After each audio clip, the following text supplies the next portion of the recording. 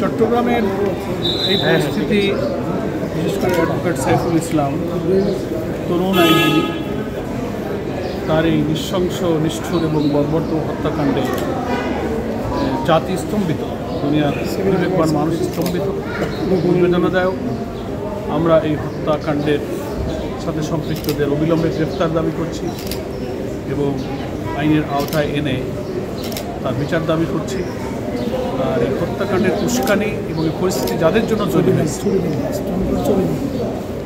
তাদের এই তৎপরতা, সাম্প্রদায়িক এই তৎপরতা, সহিংস এই তৎপরতা এবং দেশের অখণ্ডতা বিরোধী এই তৎপরতা এই দেশে চলতে পারে কি না, এটা বর্তমান উপদেষ্টা পরিষদের যিনি প্রধান উপদেষ্টা সহ সরকারকে এটা গভীরভাবে বিবেচনার সময় এসেছে বলে আমরা মনে করি। তা না হলে জাতির সামনে একটি কঠিন পরিস্থিতির আশঙ্কা সারা দেশবাসী কিন্তু করছে।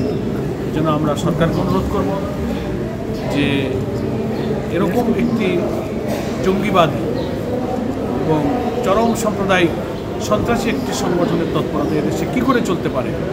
আমাদের দেশে আইন আছে, সেই আইনের ভিত্তিতেই এ বিষয়ে সরকারের দ্রুত সিদ্ধান্ত নেওয়া উচিত। এবং শোকাহত এই সাইফুল ইসলাম অ্যাডভোকেটের যে পরিবার, তার বিধবা স্ত্রী, তার এতিম সন্তানের জন্য আমরা হৃদয়ের অন্তঃস্থল থেকে আন্তরিকভাবে বেদনা, শোক সমবেদনা প্রকাশ করছি। আল্লাহ তাআলার কাছে তার শাহাদাত মঞ্জুরের জন্য দোয়া করছি। একটা বিষয় জানাবেন, আমরা দেখেছি ইসকনের সাথে আমাদের নিষিদ্ধ সংগঠনের কিছু মানুষও সেখানে জড়িত ছিল, জামাত ইসলাম সেগুলো কীভাবে দেখছেন? এটাও আমরা দেশবাসীর সেন্টিমেন্টের সাথে আমরাও একই। যারা গ্রেফতার হয়েছে তাদের মধ্যে দেখা যাচ্ছে যে কথিত আওয়ামী লীগের, ছাত্রলীগের লোকেরাও সেখানে গ্রেফতার হয়েছে। এটা কী মিন করে? আলটিমেটলি যে নামে যা হচ্ছে, আসলে তারা না কেউ তার বেশ ধরে এদেশকে আবার অরাজকতা, সহিংসতার দিকে নিয়ে যেতে চায়, আবার ফ্যাসিবাদের দিকে দেশকে নিয়ে যেতে চায়। এই নানান প্রশ্ন এখন এই জাতির সামনে এই ঘটনা কিন্তু সৃষ্টি হয়েছে। এই জন্য এই ব্যাপারে সরকারের যথেষ্ট গোয়েন্দা সংস্থা আছে, জিজিএফআই আছে, এসবি আছে, এনএসআই আছে, ডিবি আছে।